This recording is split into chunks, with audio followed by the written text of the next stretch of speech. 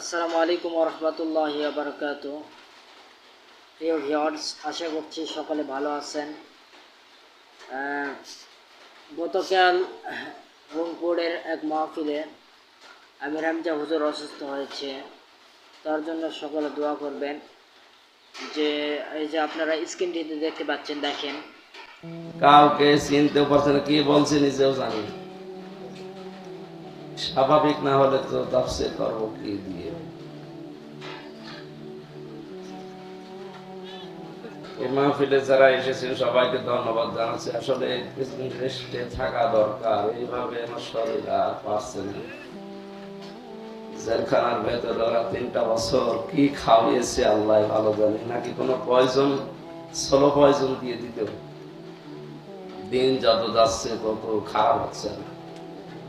বহু ডাক্তার কবিরাজ দেখাচ্ছে না, ভালো হওয়ার পরিবর্তে আরো খারাপের দিকে যাচ্ছে। ওরা ভেতরে আলেমদেরকে এইভাবে আস্তে আস্তে মেরে ফেলছে। আমার যে কি খাওয়িয়েছে আল্লাহ ভালো জানে। ভাই দেখলেন, তার জন্য দোয়া করবেন ভাই। তিনি একজন তাফসীর কারক, তাফসীর গবেষণা করে কোরআনের কথা প্রচার করে, অনেক সুন্দর একটা তাফসীর কারক। তার জন্য সকলে দোয়া করবেন ভাই। সে আমাদের দেশের একটি গর্ব, যে কোরআনের পাখি ওটা।